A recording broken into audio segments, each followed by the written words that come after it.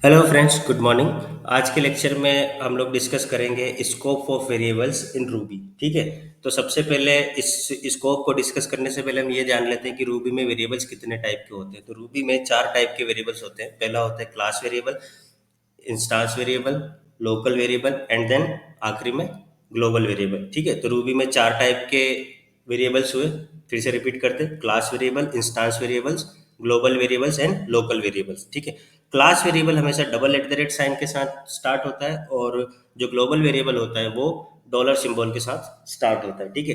But इस lecture में हम लोग मेनली दो वेरिएबल्स टाइप के बारे में डिस्कस करेंगे, that is instance variable and the local variable. ठीक है। तो सबसे पहले स्टार्ट करते हैं लोकल वेरिएबल के साथ। तो लोकल वेरिएबल क्या होता है? A variable that starts with a lower case character. ठीक है। For example length.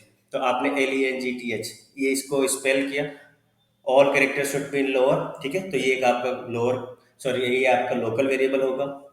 ठीक है। और लोकल वेरिएबल का जो स्कोप होता है वो कहाँ तक लिमिटेड होता है? सिर्फ उस मेथड या उस ब्लॉक के अंदर जहां पर वो डिफाइन है। फॉर एग्जांपल ब्लॉक को आप रिप्रेजेंट कर सकते हो जैसे एक मेथड के साथ, एक लूप के साथ, ठीक है, या एक कंडीशनल स्टेटमेंट के साथ। ठीक है। तो अब आपने एक मेथड बनाई, उसके अंदर किसी वेरिएबल को डिफाइन किया, लोकल वेरिएबल को, तो उस वेरिएबल का स्कोप सिर्फ उसी मेथड के अंदर रहेगा और आप उसको किसी दूसरी मेथड के साथ दूसरी मेथड के अंदर एक्सेस नहीं कर सकते। सिमिलरली अगर आपने किसी ब्लॉक में अगर किसी वेरिएबल को डिफाइन किया है, लोकल वेरिएबल को, तो आप उसको उस ब्लॉक के बाहर एक्सेस नहीं कर सकते। ठीक है। तो ये होता है लोकल वेरिएबल। ठीक है। अब जानते हैं इंस्टांस वेरिएबल क्या होता है। तो हर वो वेरिएबल जो एट द रेट सिंबल के साथ स्टार्ट होता है, सिंगल एट द रेट। ठीक है। याद रखना, रूबी में class variable double at the rate के साथ स्टार्ट होगा और instance variable single eight the rate के साथ स्टार्ट होगा। ठीक है। और इंस्टांस वेरिएबल का scope through out the class होता है और उस क्लास के अंदर जितनी भी मेथड्स होंगी वो उस इंस्टांस वेरिएबल को एक्सेस कर पाएंगी। ठीक है। तो ये होता है डिफरेंस लोकल वेरिएबल और इंस्टांस वेरिएबल के स्कोप में। अब हम इसको प्रोग्रामेटिकली समझने की कोशिश करते हैं कि रूबी में अगर जब हम इन चीज़ों को इम्प्लीमेंट करेंगे, लाइक लोकल वेरिएबल को, इंस्टांस वेरिएबल को, तो हम अपने प्रोग्राम में उस स्कोप को कैसे, उनके स्कोप को कैसे डिटरमाइन कर पाएंगे। ठीक है। तो सबसे पहले अपने प्रीफर्ड टेक्स्ट एडिटर में आ जाओ। अब आपको क्या करना है, यहाँ पे आप आ गए अपने टेक्स्ट एडिटर में। सबसे पहले तो यहाँ पर एक फाइल बना लो। ठीक है। और उस फाइल को नाम दे दो आप, लेट्स से स्कोप एग्जाम्पल। हालांकि ये टोटली आपके ऊपर है कि आप क्या नाम देना चाहते हो, बट समझने के लिए आप स्कोप एग्जाम्पल ले लेते हैं, स्कोप एग्जाम्पल डॉट आरबी। ठीक है। अब आपको क्या करना है, इस क्लास को इम्प्लीमेंट करना है। तो आपने सबसे पहले क्लास बनाई स्कोप एग्जाम्पल और इसको यहाँ पर एंड कर दिया। ठीक है। और अब आपको क्या करनी है, इस क्लास के अंदर दो मेथड्स बनानी है। ठीक है। सबसे पहले हमने एक मेथड बना दी, let's say def example method one, example method one. ठीक है। अब आपने इसका एंड कर दिया। अब आपने एक और मेथड बनाई, एग्जाम्पल मेथड टू। ठीक है।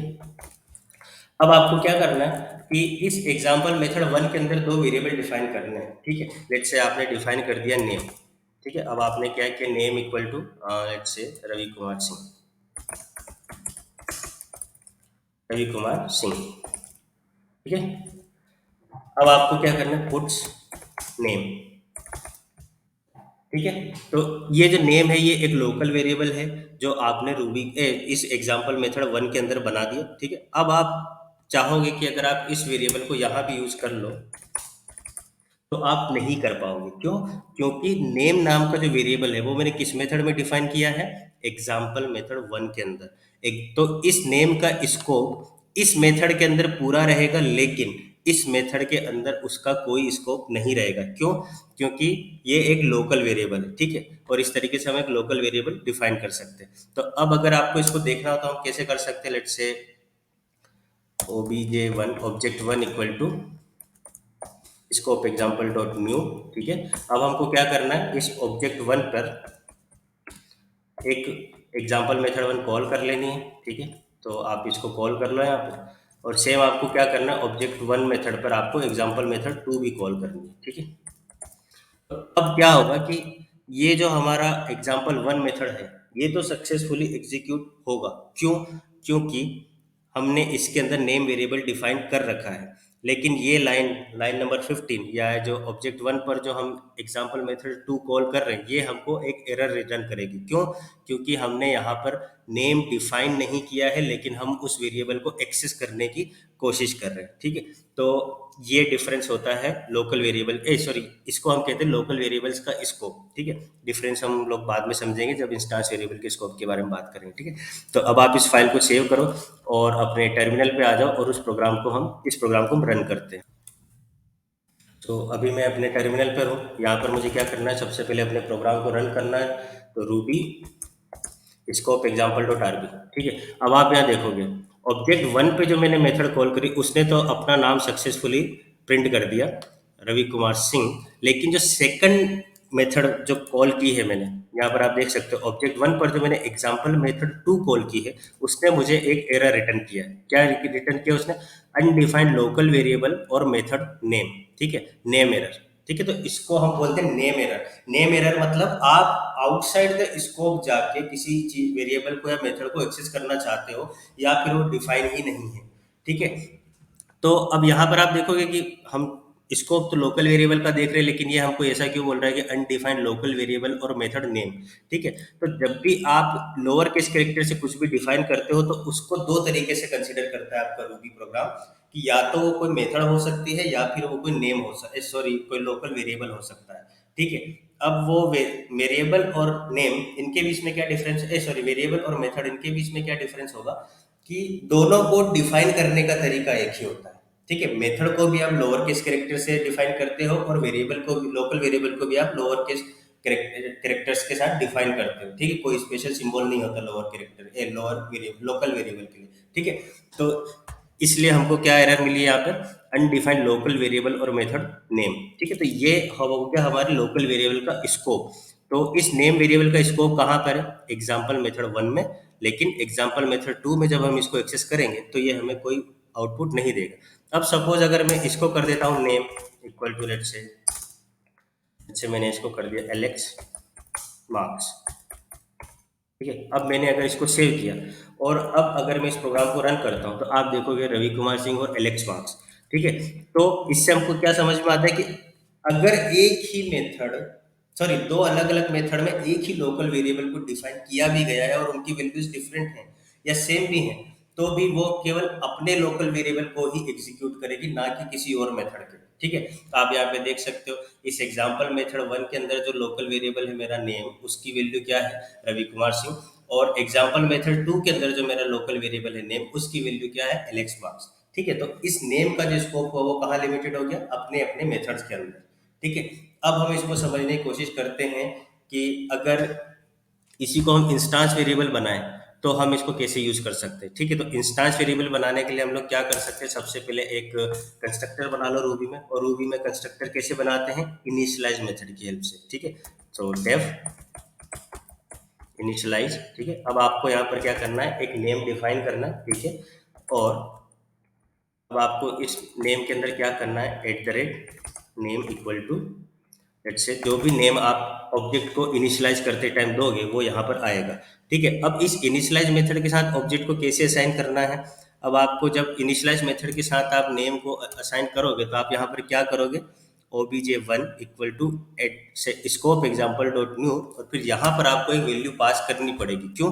क्योंकि इस ऑब्जेक्ट को इनिशियलाइज करने के लिए आपको एक आर्ग्यूमेंट अब देना होगा, जो कि नेम होगा। ठीक है, तो सबसे पहले हम यहाँ पर पास कर देते रवि कुमार सिंह।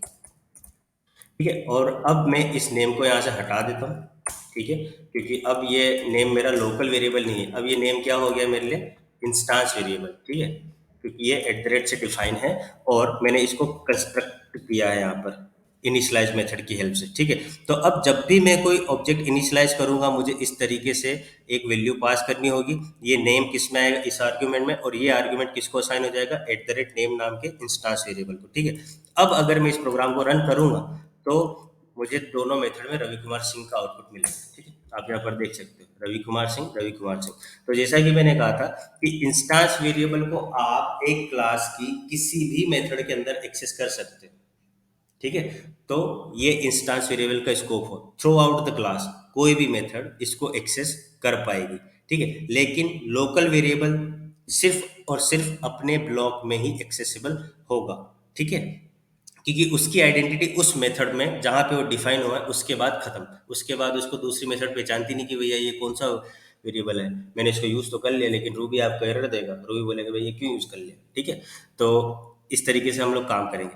अब इसको हम समझने की कोशिश करते हैं कुछ इस तरीके से कि क्या होगा अगर मैंने ये कॉल कर लिया और कोई और आर्ग्यूमेंट ही पास नहीं किया, ठीक है। तो अब हम इस प्रोग्राम को अगर रन करेंगे तो आप देखो आपको एक एरर आएगी, wrong number of arguments given zero expected one. मतलब जब आप इनिशियलाइज मेथड में कोई आर्ग्यूमेंट एक्सपेक्ट कर रहे हो, इसका मतलब कि जैसे ही आप ऑब्जेक्ट किसी क्लास को इंस्टांशिएट करोगे, इंस्टांशिएट करना मतलब उसके ऑब्जेक्ट को इनिशियलाइज करना या उसका एक ऑब्जेक्ट बनाने की कोशिश करना या फिर उस क्लास पे न्यू मेथड को इन्वोक करना, ठीक है। तो जब आप इंस्टांशिएट करोगे तो आपको एक आर्गुमेंट देना पड़ेगा अगर आपकी इनिशियलाइज मेथड में कोई आर्गुमेंट है तो, ठीक है। अब आप चाहो तो इसको कुछ ऐसा कर सकते हो कि नेम इक्वल टू आपने नील असाइन कर दिया, ठीक है। तो और यहाँ पर आप एक डिफॉल्ट वैल्यू दे दो, लेट्स से रवि कुमार सिंह, ठीक है। तो अब आप अगर इसको, सॉरी यहाँ पे मैं नेम असाइन कर देता हूँ, क्योंकि अगर बाद में आप वैल्यू दोगे तो भी वो रवि कुमार सिंह ही लेगा, है ना। अब मैंने इसको नेम असाइन कर दिया, तो अब क्या हो गया कि ये हर बार नील लेगा। अब आप चाहोगे तो इसको बिना किसी आर्गुमेंट के साथ भी इनिशियलाइज या इंस्टेंशिएट कर पाओगे। अब अगर मैं इसको रन करता हूँ तो आप देखोगे मुझे दो ब्लैंक लाइन प्रिंट होगी लेकिन कोई एरर नहीं आएगी। क्यों? क्योंकि इस तरीके से आर्गुमेंट डिफाइन करने का मतलब क्या होता है कि या तो आपके पास कोई आर्गुमेंट है या फिर बाय डिफॉल्ट वो नील कंसीडर कर लेगा उस आर्गुमेंट को, ठीक है। अब अगर मैं यहाँ पर कोई वैल्यू दे देता हूँ, लेट से मैंने दिया रवि सिंह, सॉरी मैंने दिया रवि कुमार सिंह, ठीक है। ये यू को स्मॉल करो भैया, ठीक है, ये सेव किया। अब जब मैं इस प्रोग्राम को रन करूँगा तो आप देखोगे कि ये नील रिप्लेस हो गया और इसने किस वैल्यू को लिया, रवि कुमार सिंह को। तो इस सिंटेक्स का मतलब क्या होता है कि जब आप कोई आर्गुमेंट पास करोगे तो वो आपके पास किए हुए आर्गुमेंट को एक्सेप्ट करेगा, एल्स वो नील के साथ जाएगा, ठीक है। और नील आर्गुमेंट प्रोवाइड करने का मतलब क्या है कि आप वैल्यू दोगे तो भी चलेगा, नहीं दोगे तो भी आपका प्रोग्राम एग्जीक्यूट होगा, but with the unknown value या फिर नल वैल्यू, ठीक है।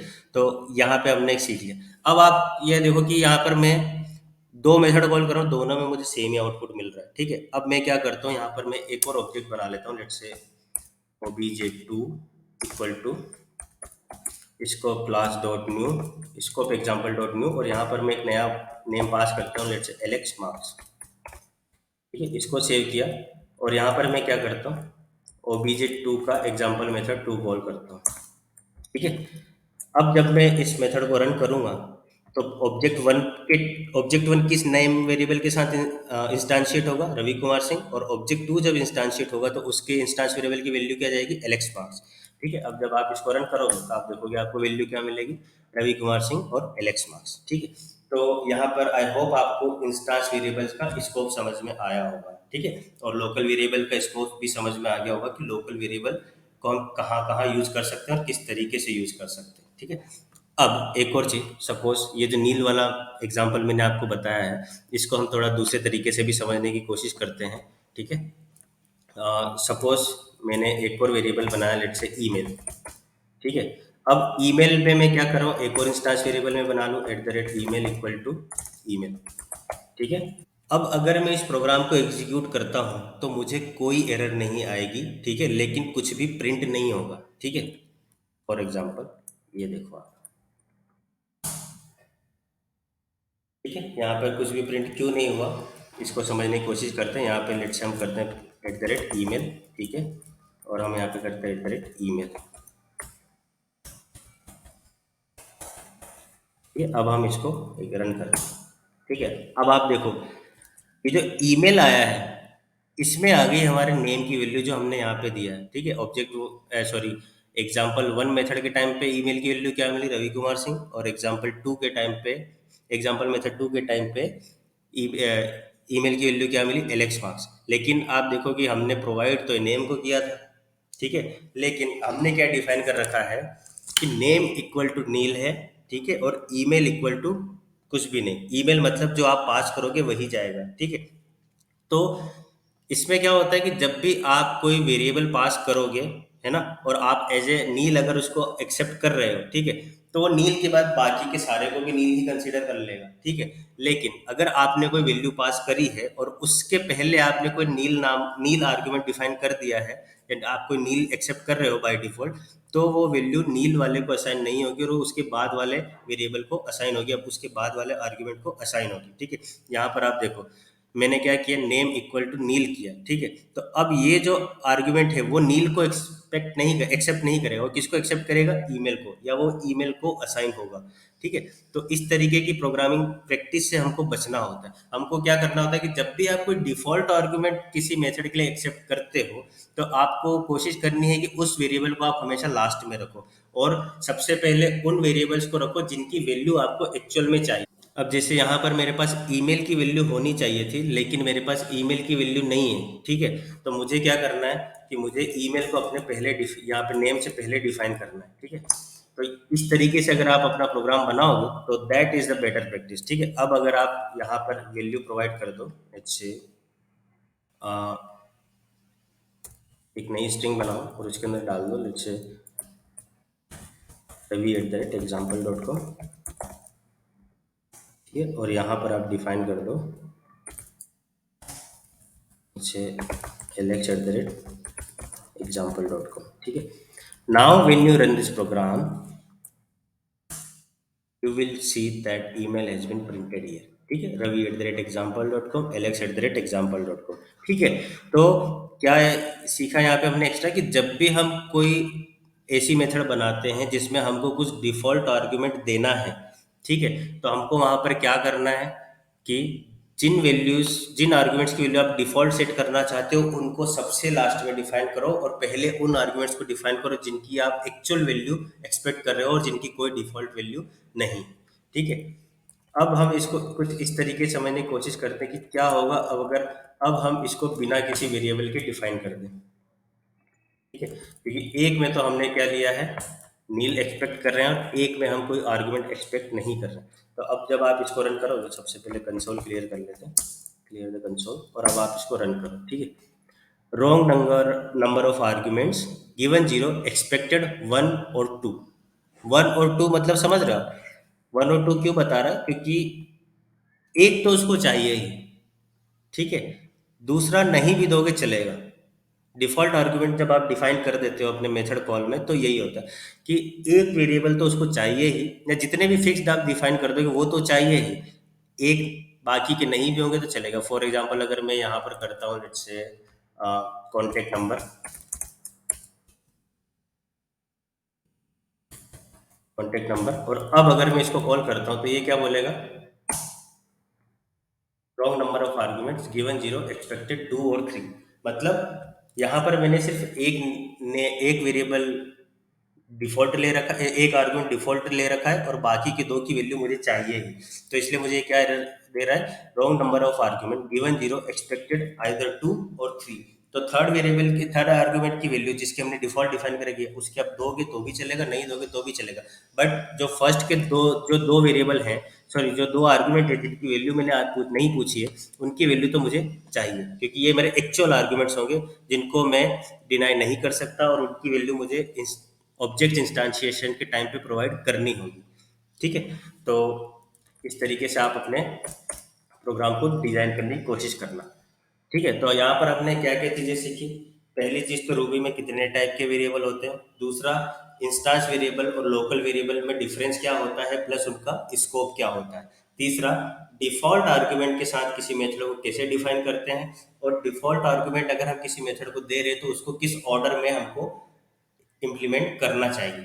उसके अलावा हमने ये भी सीखा कि इनिशियलाइज मेथड क्या होती है और वो किस तरीके से काम करती है, ठीक है, और स्कोप तो हमने देखा है, ठीक है। तो याद रखो कि ये चीज आपको बहुत अच्छे से पता होनी चाहिए, है ना। और यहाँ पर हमने लोकल वेरिएबल और इंस्टांस वेरिएबल का ही एग्जांपल क्यों लिया, क्योंकि थ्रू आउट योर रूबी और रेल्स डेवलपमेंट करियर आप सिर्फ इन्हीं दो वेरिएबल को सबसे ज्यादा मोस्ट फ्रिक्वेंटली यूज करने वाले हो। क्लास वेरिएबल हम किसी और लेक्चर में देख लेंगे, ग्लोबल वेरिएबल हम किसी और लेक्चर में समझेंगे, क्योंकि वो इतने ज़्यादा फ्रिक्वेंटली यूज नहीं होते। लेकिन इंस्टांस वेरिएबल और जो लोकल वेरिएबल है वो आप सबसे ज़्यादा यूज करोगे, तो आपको उनके बारे में अच्छे से पता होना चाहिए। ठीक है। और जब ये स्कोप ऑफ वेरिएबल्स आपको बहुत अच्छे से पता होगा, तब आप अपने प्रोग्राम को बहुत अच्छे से डिफाइन कर पाओगे। आप क्या कर पाओगे कि आप अपने प्रोग्राम को ज़्यादा से ज़्यादा एरर फ्री रख पाओगे, क्योंकि जब आपको ये पता होगा कि कौन सा वेरिएबल कहाँ आप एक्सेस कर सकते हो और कहाँ एक्सेस नहीं कर सकते हो, तो आप हमेशा नेम एरर या आर्गुमेंट की एरर से तो बच ही जाओगे। ठीक है। तो कोशिश करो इसको अच्छे से ज़्यादा प्रैक्टिस करने की, क्योंकि ये इंटरव्यू के हिसाब से तो इम्पोर्टेंट है ही, लेकिन अपने प्रोग्राम को बग फ्री बनाने का, एरर फ्री बनाने का भी एक सबसे अच्छा जरिया है। ठीक है। तो आई होप वीडियो आपको इन्फॉर्मेटिव लगा होगा। अगर अच्छा लगे तो लाइक करो, सब्सक्राइब करो, फैलाओ चैनल को और प्रैक्टिस करो इसको। तब तक के लिए टाटा, good bye, take care, stay safe and मिलते हैं अपन अगले लेक्चर में फिर। ठीक है।